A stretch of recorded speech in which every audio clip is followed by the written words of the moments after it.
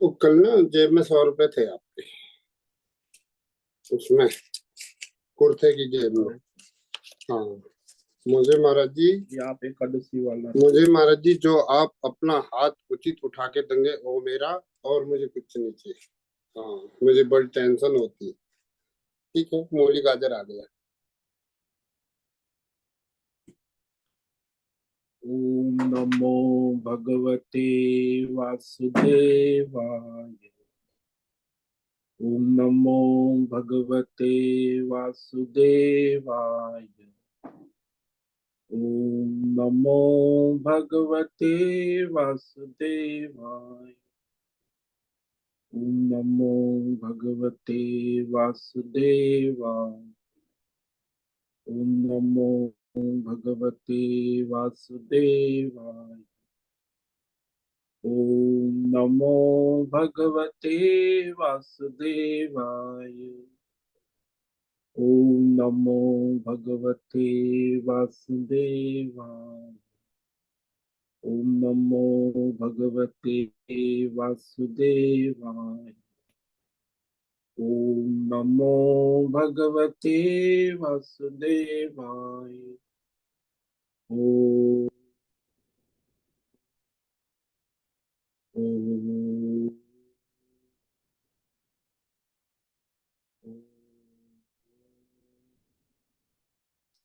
ओम श्री परमात्मने नमो नमः।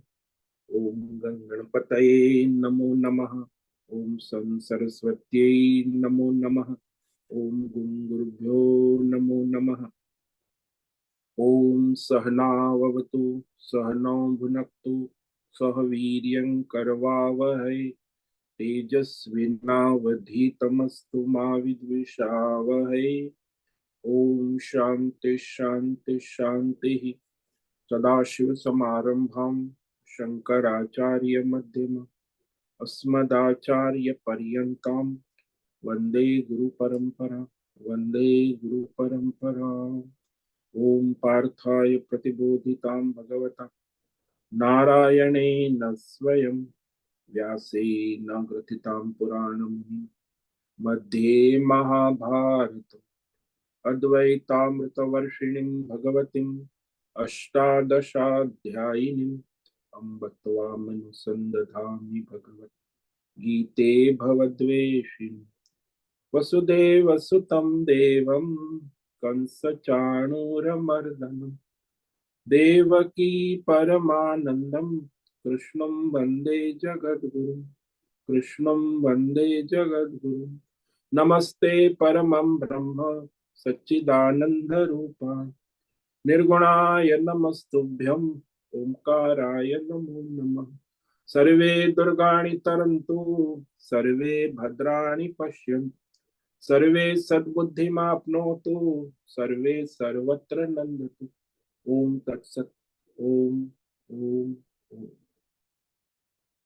आप सभी ऑनलाइन नेटवर्क पर उपस्थित भगवद गीता श्रवण साधकों को आज प्रातः का अभिवादन अभिनंदन अभिवंदन। हरि ओम हरि ओम हरि ओम। हम सबको आज का यह दिव्य दिन तन मन धन जन देश काल विषय वस्तु परिस्थिति अवस्थाएं व्यष्टि समष्टि आध्यात्मिक भौतिक दैविक क्षेत्र सभी को अपने अपने पूर्व में अनंत जन्मों में किए हुए संचित पाप पुण्य धर्म अधर्म मिश्र कर्मों के पके हुए फल स्वरूप में वर्तमान में आज सभी को अपने अपने प्रारब्ध अनुसार परमेश्वरी अचिंत्य योग माया के माध्यम से प्रसाद स्वरूप में प्राप्त हुआ है। अतः आज का यह दिव्य दिन परमार्थ हेतु निष्काम सेवा यज्ञ देव यज्ञ ऋषि यज्ञ पितृ यज्ञ मानवता यज्ञ भूत प्राणी यज्ञ सात्विक दान शारीरिक वाचिक मानसिक तप निष्काम कर्म योग ध्यान योग भक्ति योग ज्ञान योग साधनाएं स्वाध्याय वेद शास्त्रों का अध्ययन अध्यापन उपासना आराधना के लिए समर्पित करे और कराए।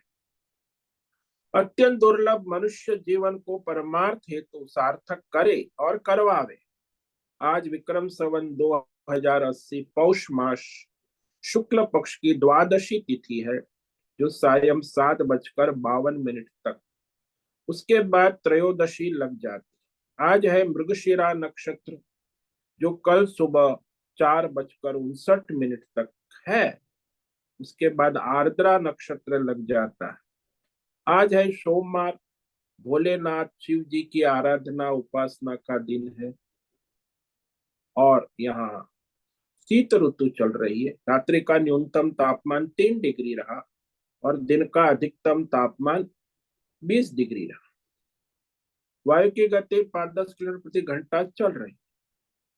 अभी का तापमान 60 डिग्री है। ईस्वी सन 2024, 22 जनवरी, आज राम जन्मभूमि पर मूर्ति प्रतिष्ठा का दिव्य भव्य आयोजन है। तो राम जी ही हमारे सनातन धर्म के मूल केंद्र है। राम ही वेद है, राम ही कृष्ण है, राम ही सृष्टि है, राम ही धर्म है। राम से बढ़कर और कुछ नहीं। तो सारी सृष्टि के राजा राम ही है। तो उनकी स्थापना पुनः हो रही है। आतताई आतंकियों ने 1000 वर्ष तक बहुत आतंक मचाया, अब ठंडे हो गए आतंकी। तो वास्तविक मानव धर्म का पुनः उद्धार हो रहा है। तो आज राम जी की स्थापना यानी मानव धर्म का पुनर्स्थापन हो रहा है, मानवता का, दिव्यता का, परमात्मा। तो ऐसे पूर्व अवसर है, ये बहुत ही दुर्लभ ऐतिहासिक पल है। तो यह 22 जनवरी 2024 और ये कलयुग का प्रथम चरण चल रहा है। 5248वां वर्ष, 7वां वैवस्वत मनवंतर श्वेत वराह कल, ब्रह्मा जी का 26वां दिन और 51वां वर्ष चल रहा है। तो ऐसे अनंत कोटि ब्रह्मांडीय परमेश्वरी अचिंत्य योग माया में हमारा यह एक ब्रह्मांड, इस ब्रह्मांड में ये पृथ्वी लोक में समुद्र के ऊपर जम्बू द्वीप में विश्व का एकमात्र वैदिक राष्ट्र भारत में उत्तर हिमालय प्रांत में उत्तराखंड राज्य में टिहरी जिले में हिमालयन शिवालिक पर्वतमाला के अंतर्गत मणिकूट पर्वत के ऊपर नीलकंठ महादेव के सामने ऋषिकेश नगरी में मुनि की रेती में शीशम जाड़ी अवधूत बाड़ा आश्रम के सी ब्लॉक के पहले माले से 5 नंबर कमरे से गंगा किनारे से हम स्वामी उत्तमानंद सरस्वती भगवद गीता के आचार्य शिष्य स्वामी चिन्मयानंद सरस्वती महाराज कविलाद्वैत वेद व्यास भगवत पाद शंकराचार्य की श्रृंगेरी संन्यास परंपरा से शिक्षित दीक्षित सनातन वैदिक भारतीय हिंदी धर्म अनुसार संपूर्ण भगवद गीता ज्ञान यज्ञ ऑनलाइन चैतन्यमय जीवंत लाइव प्रसारण के अंतर्गत व्याख्यान माला में अध्याय 3 कर्मयोग के श्लोक नंबर 39 पर संस्कृत एवं हिंदी में व्याख्यान करेंगे। दिव्य पवित्र सरल व्यावहारिक सटीक पूर्ण वर्ण अक्षर पद वाक्य पंक्ति श्लोक अध्यायों की संगति संधि अन्वय शब्दार्थ वाक्यार्थ भावार्थ रस्यार्थ के यथार्थ तात्पर्य सहित वैदिक शास्त्र वेद व्यास साहित्य शंकर भाष्य एवं परंपरागत सन्यासी आचार्यों की टीका टिप्पणी सहित आज का ये भगवद गीता व्याख्यान करेंगे। कृपया आप सभी श्रद्धा भक्ति ध्यान से परिपूर्ण होकर के ये दिव्य श्रवण साधना करें। इसमें से कुछ ग्रहण करें, कुछ धारण करें, कुछ अपने जीवन में चरितार्थ करें, उसमें निरंतरता लाए। अपनी अपनी आध्यात्मिक भौतिक दैवी अशांति द्वंद्व मोह विक्षेपों से रहित होकर के और धार्मिक और शास्त्रीय भ्रम भ्रांतियों से रहित होकर के अपने अपने शरीर इंद्रिय प्राण मन वचन कर्म से एकरूप एकाग्र होकर के शुद्ध सात्विक सूक्ष्म भगवत विवेक बुद्धि करे। वेद शास्त्र एवं आचार्य परंपरा अनुसार विवेक करे। पुनः पुनः इस व्याख्यान का श्रवण करे, मनन करे, चिंतन करे, लेखन करे, चर्चा विचार, प्रचार प्रसार करे, लिंक भेजे, ग्रुप में शेयर करे, अपना और सबका परम कल्याण करे और कराए। तो हमने श्रीमद् भगवद गीता अध्याय 3 कर्म योग के श्लोक नंबर 39 पर व्याख्यान किया था परसों, और कल हमने सत्संग किया था।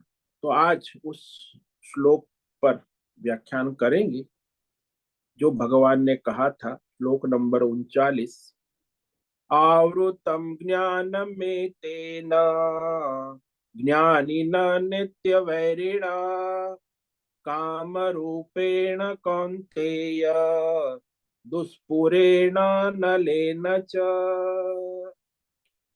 भगवान कहते कुंती के बेटे, अरे कौन्तेय,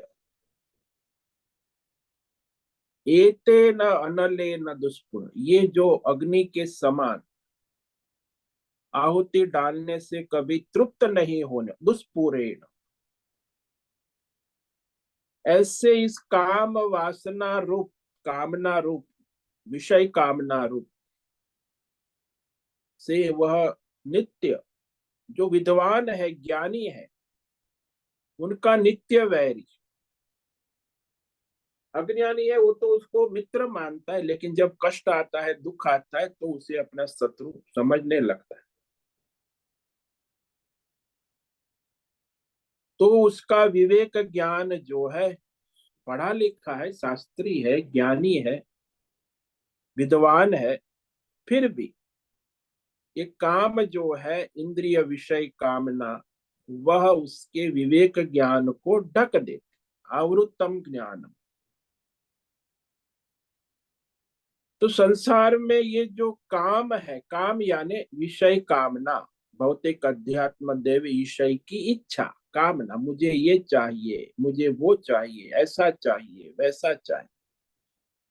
तो ये जो है कामना, उसके प्रकार शास्त्रों में कहे कि एक तो इंद्रिय विषय भोग जन्य कामना होती, शब्द स्पर्श रूप रस गंध, सारी बाजार लगी है, कॉर्पोरेट वर्ल्ड लगा है, संसार में इंद्रिय विषय भोग की बाजार लगी।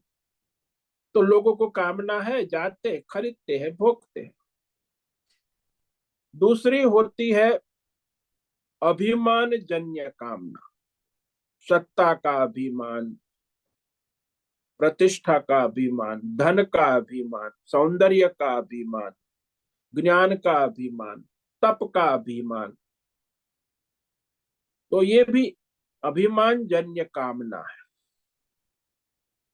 तीसरे प्रकार की जो कामना होती है वो मनोराज्य, यानी काल्पनिक, हम होंगे कामयाब एक दिन, तो वह मनोराज्य यानी दिन में सपने देखना, सपने, स्वाप्निक कामना, कि हम ऐसा होगा, हम वैसा करेंगे तो ऐसा होगा, ये तारे आसमान से तोड़ के ले आएंगे, ये करेंगे, वो कर। तो ये सब मनोराज्य जिसको कहते स्वप्न। तो ऐसी मनुष्य बहुत सारी दिन में स्वप्न देखना है, वो स्वप्निक कामना। और चौथी जो है अभ्यास जन्य, जो लोग व्यायाम करते हैं तो उसको व्यायाम की कामना हो, संगीत बजा तो उसको संगीत की कामना हो, तो व्यापार धंधा जो भी है, तो अपने अभ्यास निरंतर होने से उसे अभ्यास जन्य कामना है। और यही सभी कामना जो है विवेकी ज्ञानी बुद्धिमान परुष्य की नित्य वैरी है। कामना को इच्छा कहो, वासना कहो, तृष्णा कहो, आकांक्षा कहो, बात एक ही है। तो यहाँ संसार में जो है पूरे 27 तत्वों का खेल है। 5 ज्ञानेन्द्रिय, 5 कर्मेंद्रिय, मन बुद्धि चित्त अहंकार, ये 14 करण है। और उसका कार्य है 5 विषय, और फिर कर्म और संसार। तो सारा जो है चलता है कार्य करण संघार, और उसी में संसार चलता रहता है। अब जो मनुष्य है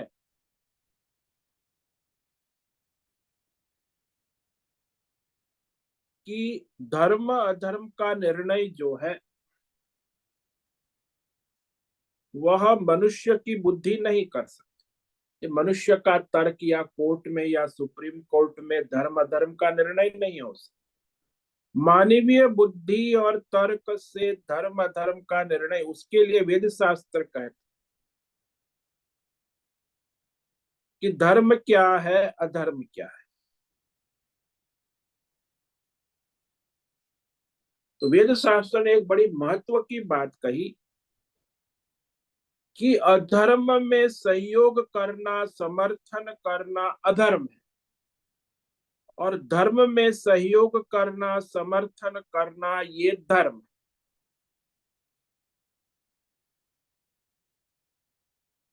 अब जैसे परमात्मा के स्वरूप का निर्णय भी वेद शास्त्र ही करता है, और धर्म अधर्म कर्मों का निर्णय भी वेद शास्त्र। तो हमारे वेद शास्त्र में दो विभाग है, कर्म धर्म अधर्म विभाग, कर्म विभाग, और दूसरा है आत्मज्ञान परमात्मा विषय ज्ञान विभाग। तो कर्म और ज्ञान का ही शास्त्रों वेदों में निरूपण है। वेद शास्त्र दो विषयों का प्रतिपादन करता है, कर्म यानी धर्म अधर्म का, और परमात्मा के तत्व ज्ञान का। अब जो वेद शास्त्र पढ़ने वाले हैं, अध्ययन करने वाले हैं, वो धर्म अधर्म कर्म को समझते हैं कि धर्म क्या है, अधर्म क्या है, परमार्थ क्या है। पढ़ा लिखा है, जानते हैं कि धर्म अधर्म के बारे में अच्छी तरह समझते भी है। तो वो धर्म अधर्म जानने के बाद वह धर्म अधर्म के विषय में चर्चा भी कर, लेकिन वो धर्म अधर्म शास्त्र वेद जितना भी ज्ञान बुद्धि में है जान, लेकिन जब उससे भौतिक अध्यात्म दैव किसी विषय की कामना उत्पन्न होती है उसके मन में, बुद्धि में, अंतःकरण में, तो वो जो वेद शास्त्र समझे हैं, पढ़े लिखे हैं, धर्म अधर्म भी जानते हैं, सारा उलट पुलट हो जाता।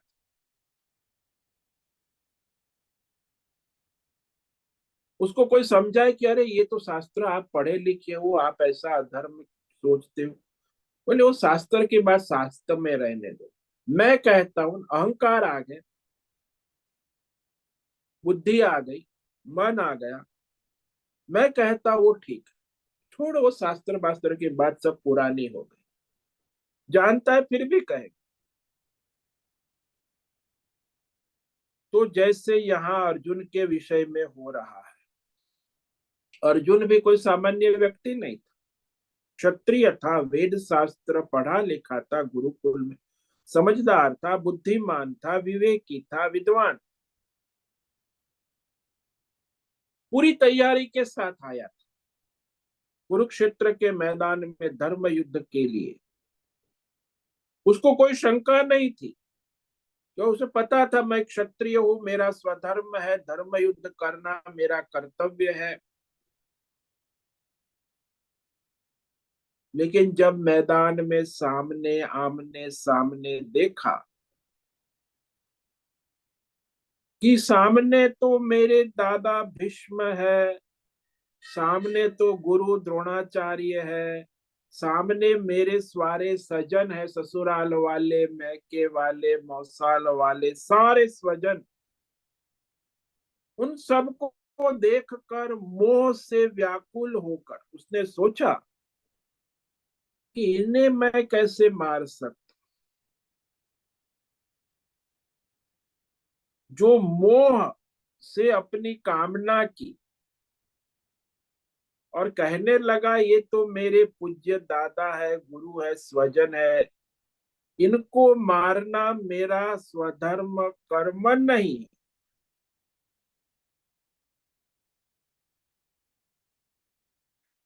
तो इस मोह के कारण, कामना इच्छा के कारण उसने अपना स्वधर्म जो है, बुद्धि का विवेक, पढ़ा लिखा है, अर्जुन का विवेक, स्वधर्म अधर्म का ज्ञान ढक गया।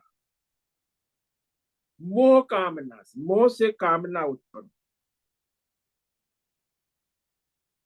वो कामना थी कि मैं इनको मारने का कारण कैसे बन सकता हूं। ये तो मेरे पूज कहा ना उसने पहले अध्याय में, ये तो मेरे पूजनीय है, दादा है, गुरु है, स्वजन है। अरे वे मुझे मार दे तो उसी में मेरा कल्याण है। मैं उनको कैसे मार, मैं तो उनकी फूलों से पूजा कर सकता हूँ, बाण कैसे चला सकता। तो अपने क्षत्रिय स्वधर्म से डिगमिगा गया कि अरे कामना आ गई, मोह आ गया, स्वजनों का मोह। और स्वजनों के मोह से भी बहुत कामनाएं उत्पन्न होती रहती सभी संसार में से। अर्जुन को अपने स्वजनों के मोह से युद्ध न करने की कामना उत्पन्न हो। पहले युद्ध की कामना से आया था, लेकिन सामने जब स्वजनों को देखा आमने सामने, तो फिर वह स्वजनों को न मारने की कामना उत्पन्न हो गई। और उसका विवेक ज्ञान धर्म अधर्म सारा डक जाता। तो इसी प्रकार ये काम जो है वह मनुष्य को विवेक धर्म सारा, बुद्धि काम करना बंद कर दे। विवेक जानता है फिर भी। तो भगवान ने काम को शत्रु कहा। काम के साथ पिछले श्लोक में क्रोध को भी शत्रु कह दिया कि मनुष्य जो क्रोधी होता है, ज्ञानी होता है, विद्वान होता है, लेकिन क्रोध के कारण जो उसका ज्ञान है, समझ है कि धर्म अधर्म कर्तव्य कर्तव्य भूल जाता।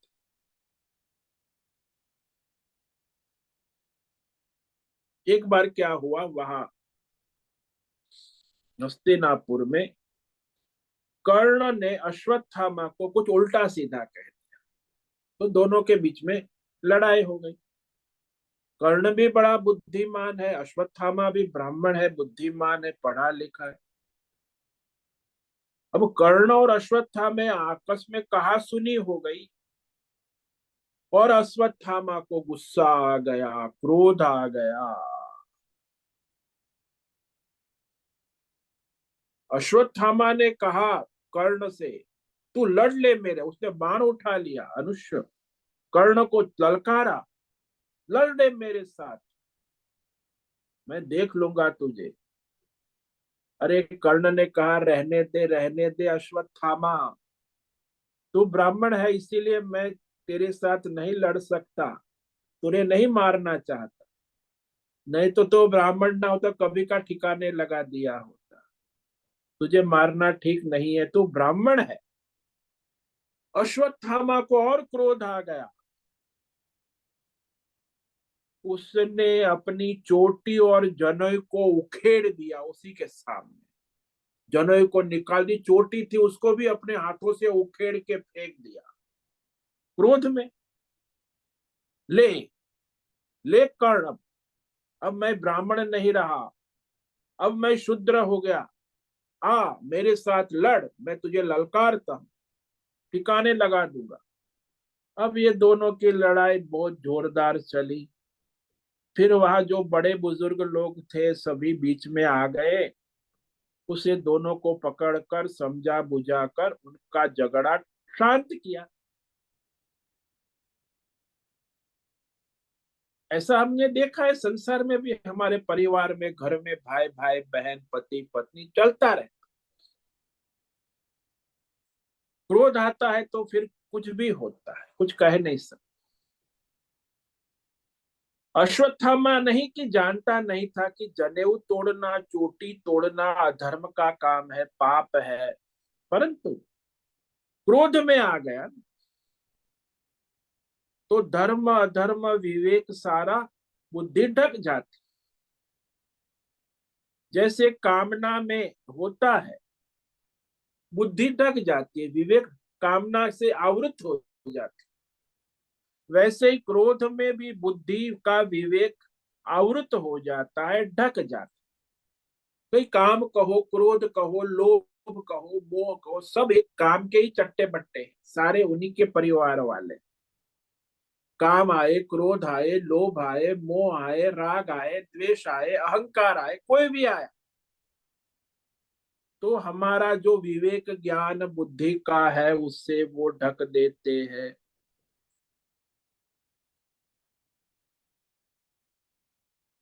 तो धर्म अधर्म सब जानते हुए भी वो कहेगा अरे छोड़ो छोड़ो ये धर्म अधर्म, मैं जो कहता हूँ वही सही है। तो विवेक करना भूल जाता है। तो धर्म अधर्म के विषय में विवेक करना भूल जाता है, तो परमार्थ परमात्मा के विषय में तो फिर भूलना आसान। विवेक करना भूलना, उसमें तो क्या कहना। सामान्य अपना धर्म अधर्म का विवेक भी नहीं कर पाता है, तो परमार्थ का विवेक तो नहीं कर पाए। इसीलिए भगवान ने इस श्लोक में कहा, काम रूपेण ज्ञानी न नित्य वैरिण। ये काम ही सारा चौपट करता है ज्ञानी का सारा खेल, विवेक बुद्धि को ढक देता।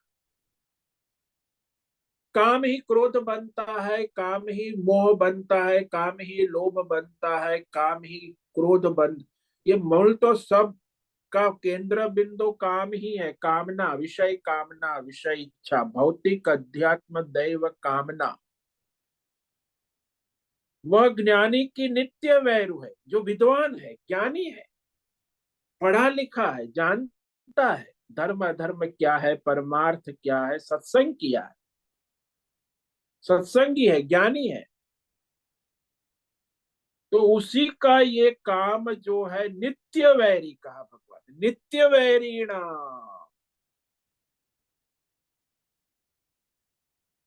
क्यों भाई नित्य वैरी है? ज्ञानी का हमेशा शत्रु है।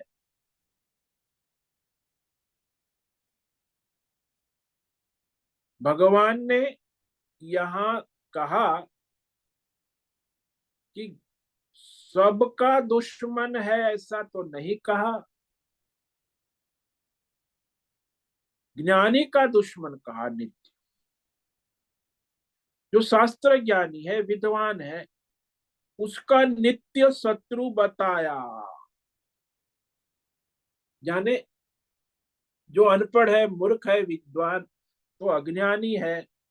अज्ञानी को तो काम विषय कामना आती है तो उसे अपना प्रिय मित्र समझता है। अरे आ गई कामना, अच्छा आपका स्वागत है, तो वो तो उसको अपना स्नेही मित्र समझता है। और वो अज्ञानी मनुष्य अपनी भौतिक अध्यात्म दैव विषय भोग कामना की पूर्ति के लिए बड़ी मेहनत करता है, पुरुषार्थ करता है, काम करता है, दिन रात दिहाड़ी करता है कामना पूर्ति की।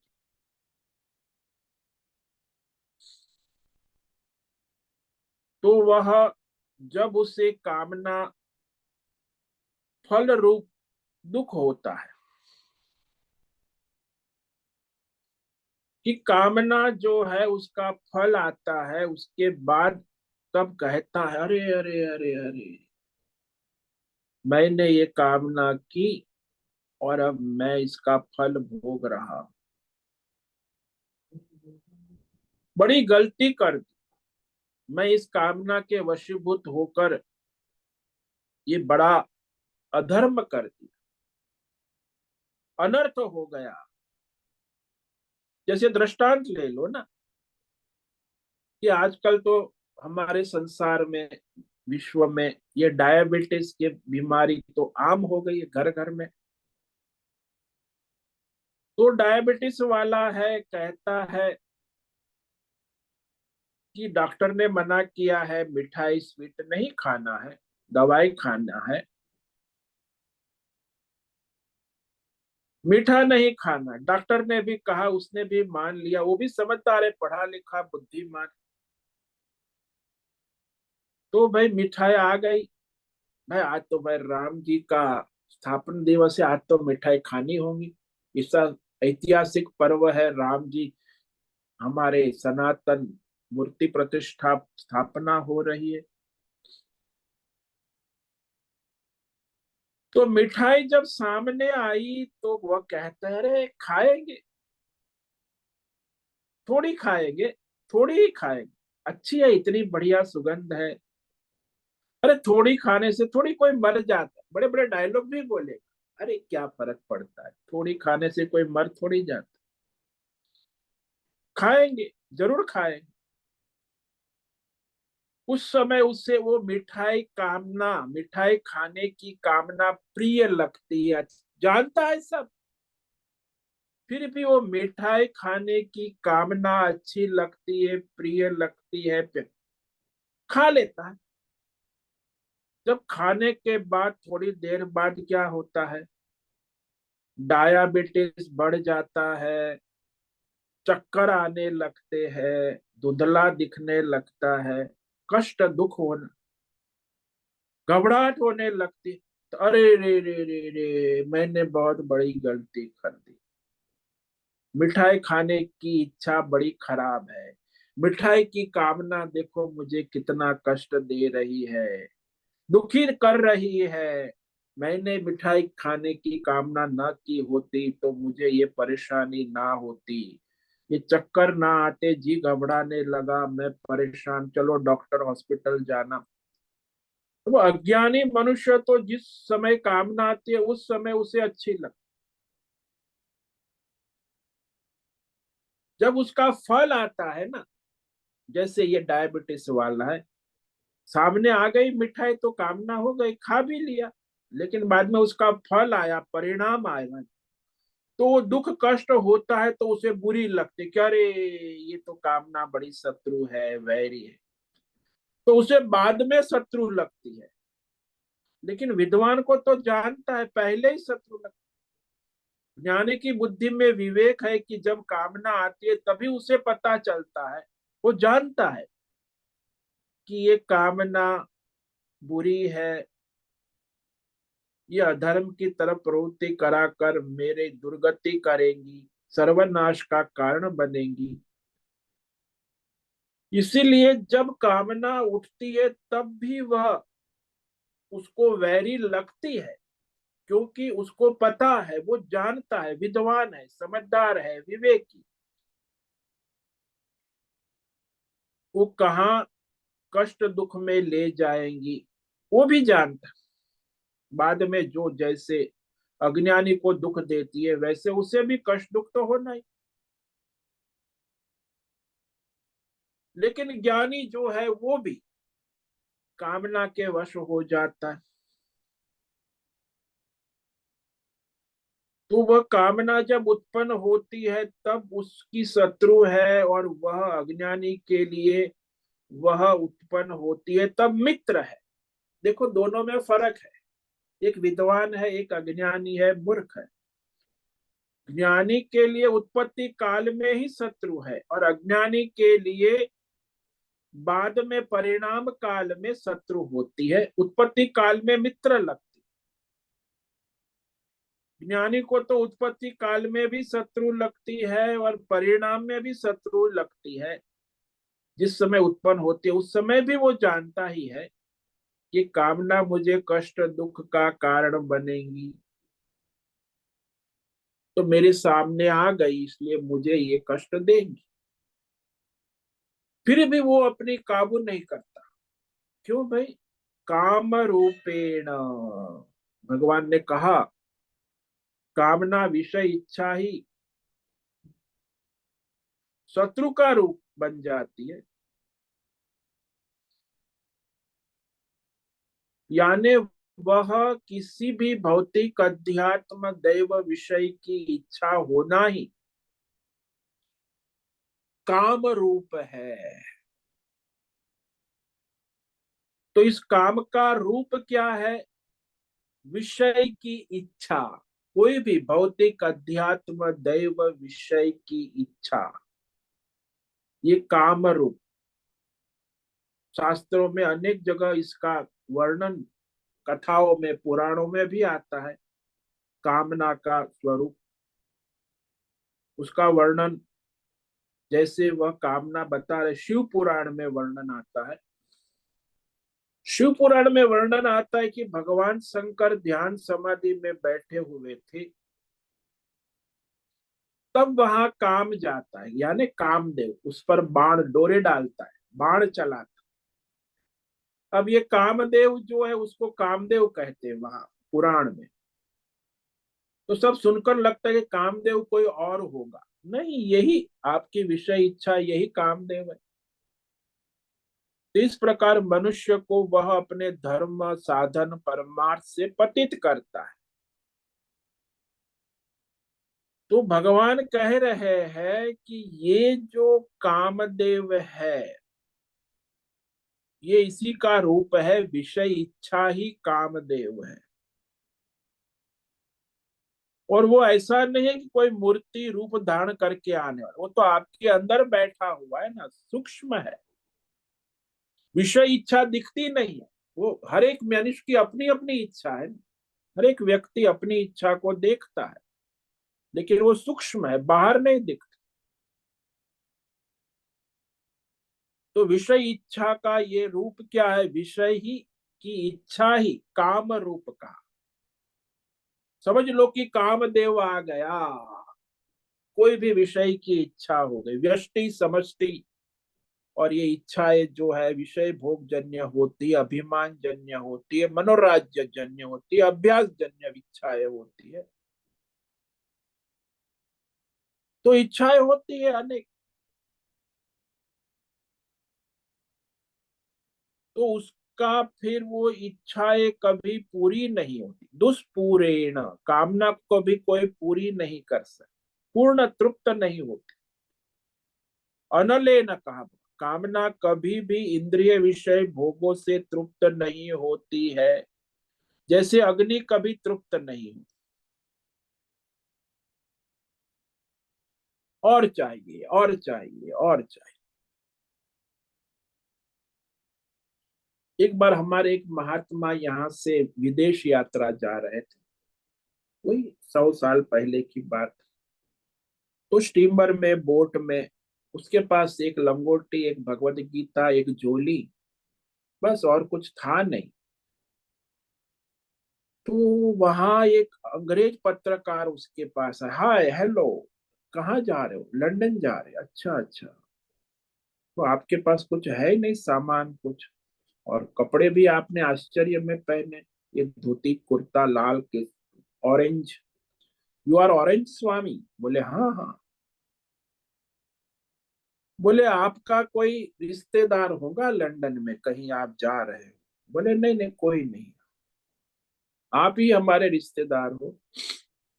पत्रकार करना हो, यू आर माई रिलेटिव? अच्छा अच्छा, हम आपके साथ जाएंगे। Okay okay, you are welcome. अब उसे अपनी कोई कामना नहीं, वो महात्मा है।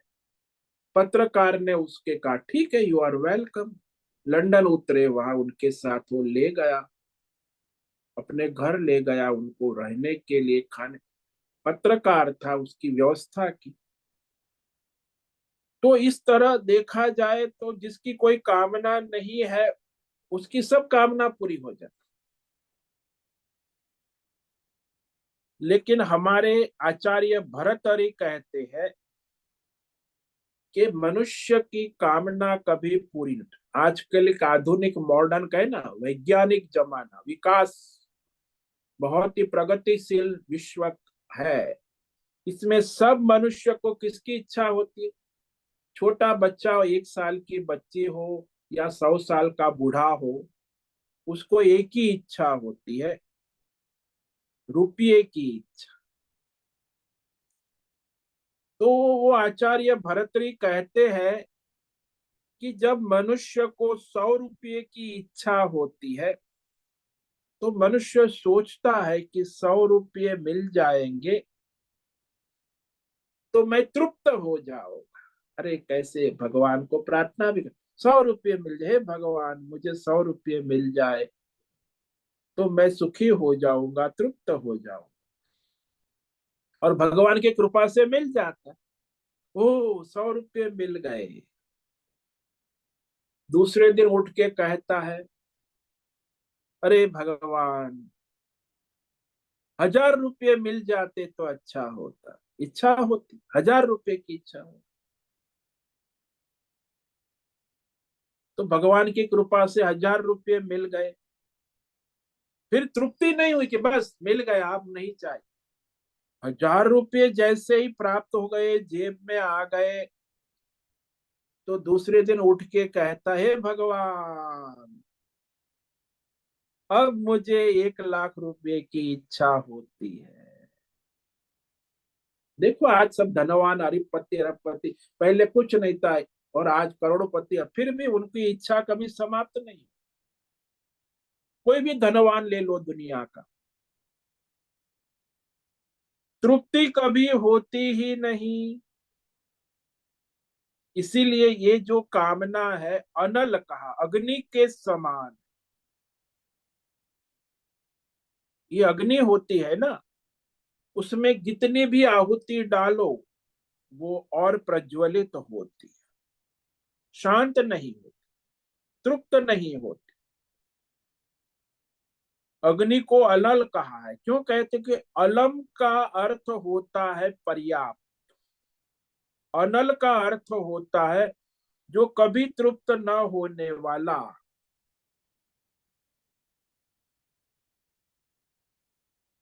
पर्याप्त मायने तृप्त कहते, तृप्ति में काफी है, उर्दू में कहते हैं बहुत काफी है, तृप्त। कामना के लिए कभी भी तृप्ति नहीं होती। आप कहते हो मेरी कामना पूरी हो जाएगा, मैं तृप्त हो जाऊंगा, फिर मैं ऋषिकेश चला जाके भगवान का भजन करूंगा, ध्यान भजन करूंगा। अभी तो ये सब मेरी जिम्मेदारी है, कामनाएं है, ये सब पूरी करके बाद में शांति से हिमालय गंगा किनारे स्वामी जी की तरह मैं भी साधना करूंगा, तब कर। अभी तो कामना पूरी करनी है ना। तो भौतिक कामना है, आध्यात्मिक कामना है, दैवी कामना, ये कभी भी तृप्त नहीं हो। देख लो सभी मनुष्य, आप अपने खुद को देख लो, आसपास दूसरे लोगों को देख लो, किसी की कामना तृप्त हुई है? आप देखो परिवार में, समाज में, भाई घर में एक स्कूटर आ गया तो फिर क्या स्कूटर से तृप्ति हो गई? नहीं नहीं, बाजू वाले के वहां मोटर आ गई तो मोटर कार की कामना। फिर मोटर कार, तो बाजू वाले के वहां 3 स्कूटर आ गए, 2 मोटर कार आ गई, तो हमारे भी 3 स्कूटर 2 मोटर कार चाहिए। बस चलता है। बुद्धि मन में यही होता है कि बस और चाहिए और चाहिए और चाहिए। कामना कभी नहीं कहती कि मैं तृप्त हो गई। और कामना पूरी करने के बाद होता क्या है? वही दूसरी कामनाएं उत्पन्न हो जाती है, दुख और कष्ट भी मिलता है। लेकिन यह कामना कभी मनुष्य को पर्याप्तता, अलम बुद्धि या तृप्ति का अनुभव नहीं करने देती।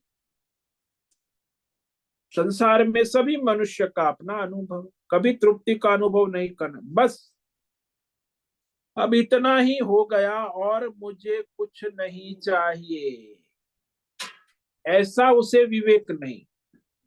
और चाहिए और चाहिए और, इतना मिला है इतना मिला है, फिर भी और चाहिए। तो इसीलिए इसे मानव जात का सबसे बड़ा शत्रु का। और इसमें भी मानव में जो विद्वान है, ज्ञानी है, पंडित है, समझदार है, उनका तो नित्य शत्रु है।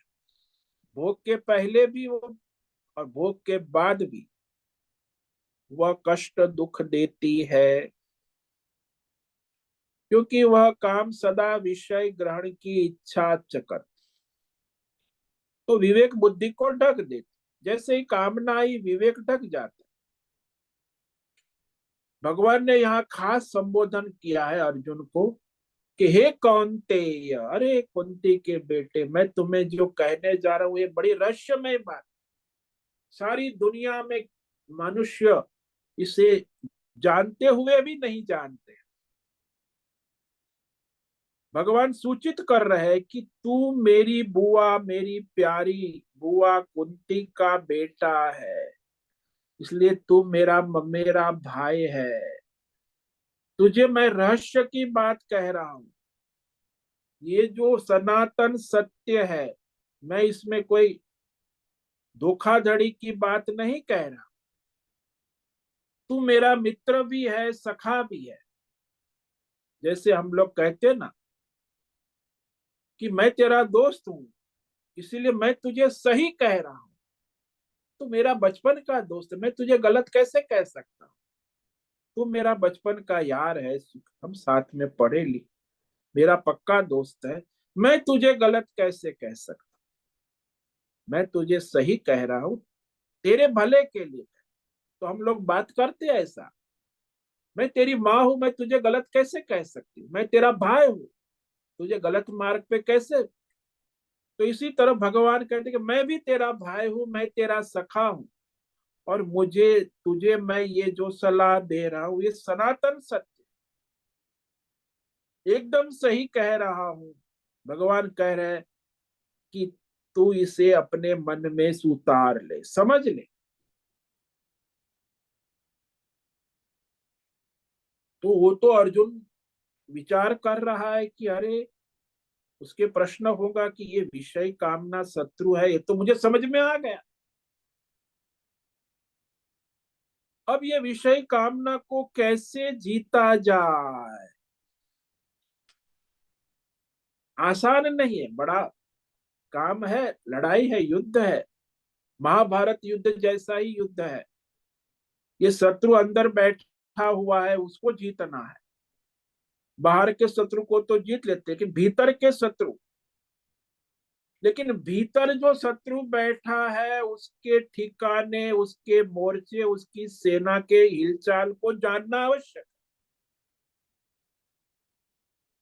तो वह कहाँ बैठा है, उसका किला कहाँ है, उसकी सेना की शक्ति क्या क्या है, उसकी हिलचाल क्या है। शत्रु बैठा हुआ है, अपना मोर्चा बनाकर बैठा हुआ है, भीतर बैठा है।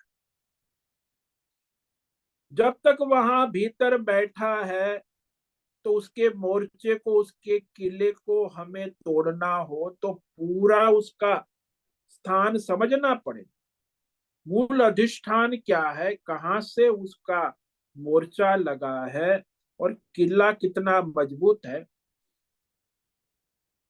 तो सब जानकारी होने के बाद आक्रमण करना होता है। इसी प्रकार ये जो शत्रु है, काम शत्रु, हमारे अंदर कहाँ कहाँ बैठा है, उसका मूल अधिष्ठान क्या है, किस स्थान में बैठकर वो मोर्चा लगाकर अपना काम करता है, पता लगे तब जाके उस स्थान पर हम हमला करेंगे ना, नहीं तो कैसे होगा? इसीलिए अब भगवान आगे जो है इस काम रूपी शत्रु को जीतने का महायुद्ध कैसे करेंगे, उसका सारा मूल आधार क्या है, रहने का ठिकाना, मोर्चे का वर्णन करेंगे, और इस मोर्चे पर आक्रमण कैसे करेंगे इसका भी वर्णन करेंगे। तो आगे का श्लोक है कि शत्रु किस तरह मोर्चा बांध कर बैठा है, वो भगवान आगे श्लोक नंबर 40 में कह रहे हैं। शत्रु की सेना कितनी मजबूत है। इंद्रियाणि मनोबुद्धि अस्याधिष्ठान मुच्यते, एतैर्विमोहयत्येष ज्ञानम आवृत्य देहिनम। एक काम रूपी शत्रु की सेना जो है ना, उसमें 10 सेनापति, इंद्रिया, 5 ज्ञानेन्द्रिया, 5 कर्मेंद्रिया, एक मन, और एक मन प्रधान सेना, और उसके ऊपर बुद्धि।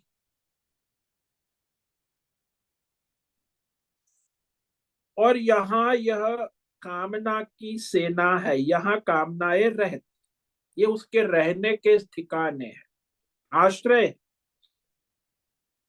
10 इंद्रियों में रहती है, मन में रहती है, बुद्धि में भी रहती। हालांकि बुद्धि में ज्ञान भी रहता है, लेकिन ज्ञान को ढक देती कामना जो है। तो कामना और वासना का रहने का ठिकाना, मोर्चा है इंद्रिय, मन और बुद्धि। और इसी के द्वारा वह उसका विवेक ज्ञान ढाक कर वो जीवात्मा को विमोहित कर देती है।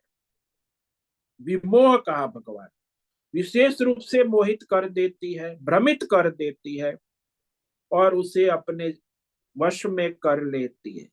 यानी उसका ज्ञान बयान सब धरा का धरा रह जाता। तो कामना के तीन अधिष्ठान, तीन ठिकाने, 10 इंद्रिया, एक मन और बुद्धि। इस पर हम कल विचार करेंगे कि कैसे काम करते हैं, इनका खेल कैसे चलता है इंद्रिया, मन और बुद्धि के स्तर पर। क्योंकि उसकी सेना है, कामना की सेना, और अपना मोर्चा लगा कर अपना काम करती है और जीवात्मा को विमोहित करती रहती। तो आज हमने जो विचार किया, ये श्लोक नंबर 39, इस पर संक्षेप में कह देते हैं। आवृतम ज्ञान में तेना ज्ञानिना नित्य वैरिणा काम रूपेण कौन्तेय दुष्पुरेण नलेन च। कौन्तेय, अरे कुंती के बेटे, तुम मेरे सखा हो, मित्र हो, तुम्हें सही सही सलाह दे रहा, सही सही मार्गदर्शन दे रहा कि ये जो अग्नि के समान कभी तृप्त न होने वाली भौतिक अध्यात्म दैव विषय व्यष्टि समष्टि कामनाएं, ये जो विद्वान है, ज्ञानी है, उसकी नित्य वैरी का, नित्य शत्रु है। और वही उसी का विवेक ज्ञान ढक देती है, ज्ञानम आवृत, और अपना खेल करने लगती है।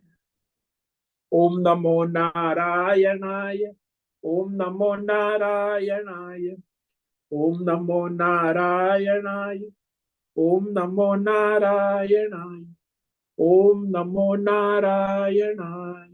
कायेन वाचा मनसेन्द्रियैर्वा बुद्ध्यात्मना वा प्रकृते स्वभावात् करोमि यद्यत् सकलं परस्मै नारायणायेति समर्पयामि। ओम सर्वे भवन्तु सुखिनः, सर्वे सन्तु निरामयाः, सर्वे भद्राणि पश्यन्तु, मा कश्चित् दुःखमाप्नुयात्। अस्तु मा सद्गमय, तमसो मा ज्योतिर्गमय, मृत्योर्मा मृतंगमय। ओम पूर्णमद पूर्णमिदं पूर्णात् पूर्णमुदच्यते पूर्णस्य पूर्णमादाय पूर्णमेवावशिष्यते। ओम शांति शांति शांति। शंकरं शंकराचार्यं केशवं बादरायणं सूत्रं भाष्य कृतो वंदे भगवन्तौ पुनः पुनः। ईश्वरो गुरुरात्मेति मूर्ति भेद विभागि व्योमवद्व्याप्त देहाय दक्षिणामूर्तये नमो नमः। ओम गंग गुरुभ्यो नमो नमः। ओम तत्सत् ब्रह्मार्पणमस्तु।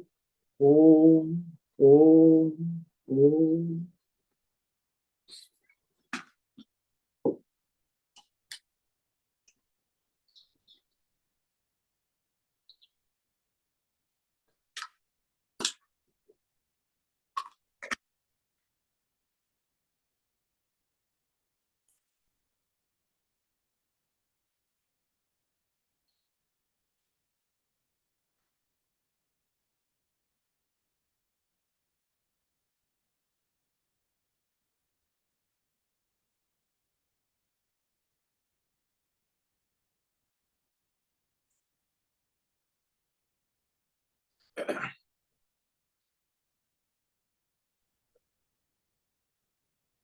ओम नमो नारायण स्वामी जी। हाँ बोलो मीरा। स्वामी जी, अभी ऐसा लग रहा है कि जब अर्जुन वॉर का तैयारी कर रहा था, तब उसने ये सोचा था कि मेरे राज्य मिलने के लिए मैं अपने स्वजनों से झगड़ा कर रहा हूँ, ऐसा उसको लग रहा था। लेकिन एक्चुअली क्या है, अधर्म जो हो रहा था उसका अगेंस्ट और धर्म की स्थापना करने के लिए क्षत्रिय स्वधर्म के वजह से वो उसको झगड़ा करना था। लेकिन उसने सोचा था कि मेरे राज्य मिलने के लिए मैं अपने स्वजनों से झगड़ा करूं, अधर्म निकाल के धर्म आना चाहिए, इसके लिए उसे झगड़ा करना जरूरी था, है मतलब।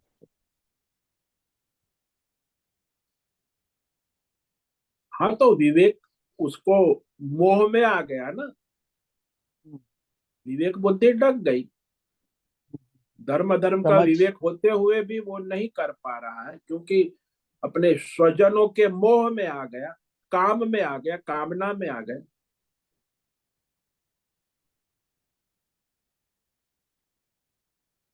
तो तो जानते श्री हुए कृष्ण भी। उनको समझा रहे हैं कि तुम ये अपना धर्म कर रहे हो, स्वधर्म कर रहे हो, धर्म का जो हाँ, गलत हो रहा क्षत्रिय है धर्म उसको है ठीक धर्म कर रहे युद्ध हो। हाँ। करना। अब वो कहाँ, कौन सामने कौन है, उससे क्या आपको धर्म युद्ध करना है? दो सेना आमने सामने, धर्म और अधर्म की, कौन किसके पक्ष में है? हाँ, मतलब उसको लगा था कि स्वजनों से झगड़ा कर रहे हैं, बट स्वजन अधर्म के पक्ष में है और वो अधर्म से तुम झगड़ा कर रहे हो, ऐसा। हाँ, अधर्म की लड़ाई है, कोई स्वजनों की लड़ाई नहीं। धर्म अधर्म की लड़ाई है। लेकिन घर में आप लोग क्या करते हो? यही तो करते हो। हम्म। सभी हम्म। लोग अपने घर परिवार में यही करते हैं। दूसरों के बारे में बात आएंगी तो वहां धर्म अधर्म की बात विवेक करेंगे, अपने आएंगी तो फिर वो अपना बेटा अधर्म करता है चलेगा, मेरी बहन है चलो चलेगा, सब चलेगा, क्योंकि वो मोह है, काम है।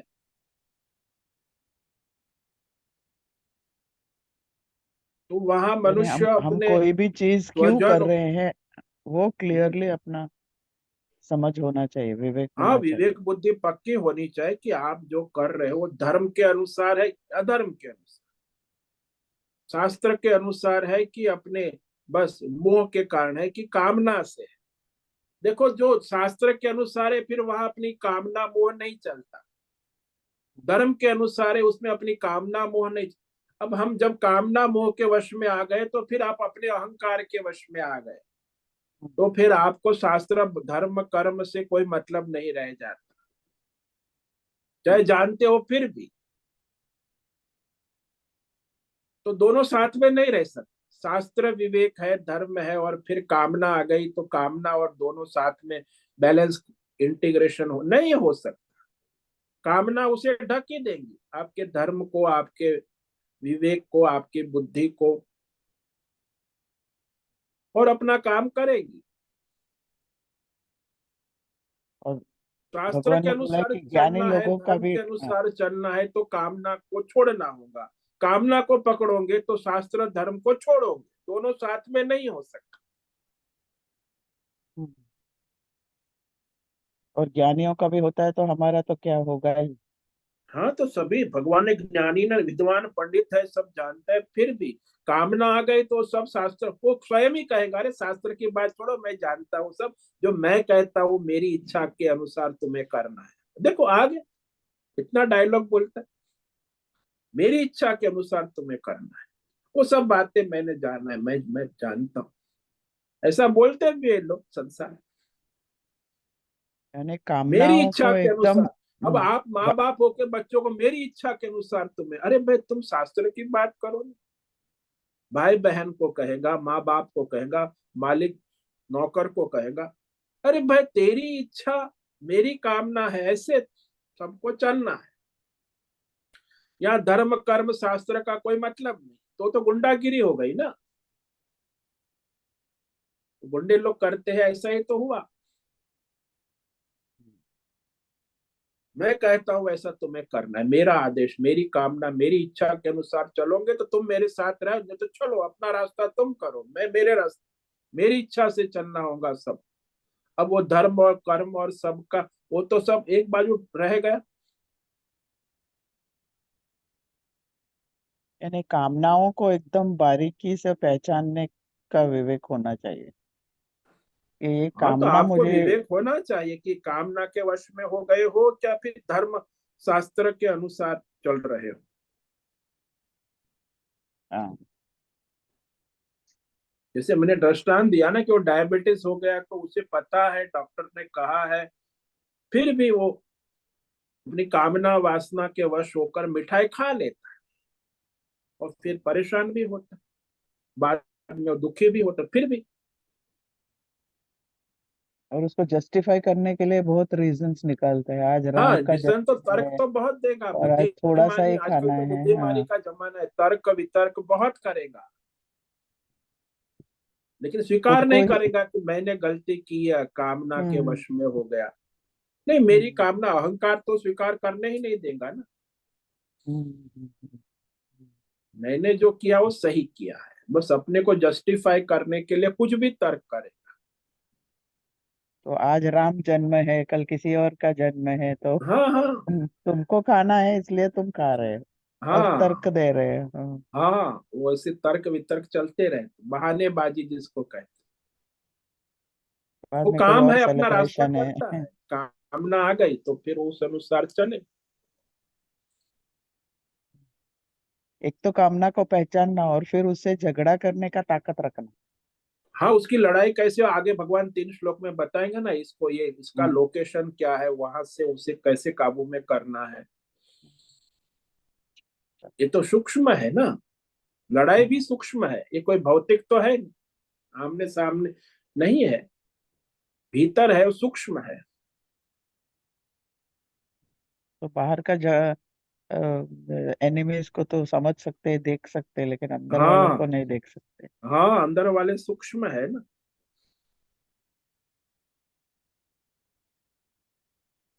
ओम नमो नारायण। ओम नमो धन्यवाद। नारायण।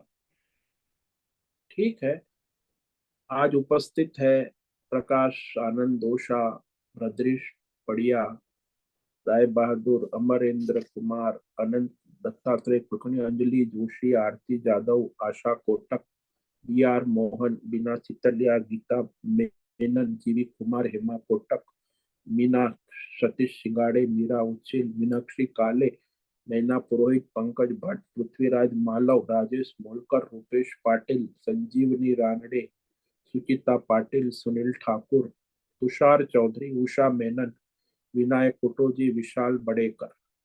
तो आज इतने साधक उपस्थित है, सभी को आज राम स्थापना का बहुत बहुत बधाई। हमारे सनातन धर्म के लिए बहुत ही महत्व का ऐतिहासिक पर्व है, विश्व में भी सबसे बड़ी जो सनातन धर्म की धरोहर है वो राम है। राम ही भगवान है, राम ही धर्म है, राम ही वेद है, राम ही हमारे जीवन का परम आदर्श है। बस उसी को जीवन में लाना होगा, धर्म कर्म उसी के आधार पर करे, उसी के आधार पर परमार्थ होगा। तो राम के सिवा हमारा कोई सनातन धर्म नहीं हो सकता, सनातन धर्म ही राम है। तो ये बहुत बड़ा ऐतिहासिक पर्व है, उसका पर्व मनाए, उत्सव करे, दिया बत्ती जलाए, दिवाली मनाए। आज का दिन सनातन धर्म के लिए सबसे बड़ा है, ऐतिहासिक। तो आप सबको खूब खूब बधाई, हार्दिक बधाई, और आप राममय हो जाए। ओम नमो नारायण, सबको ओम नमो नारायण।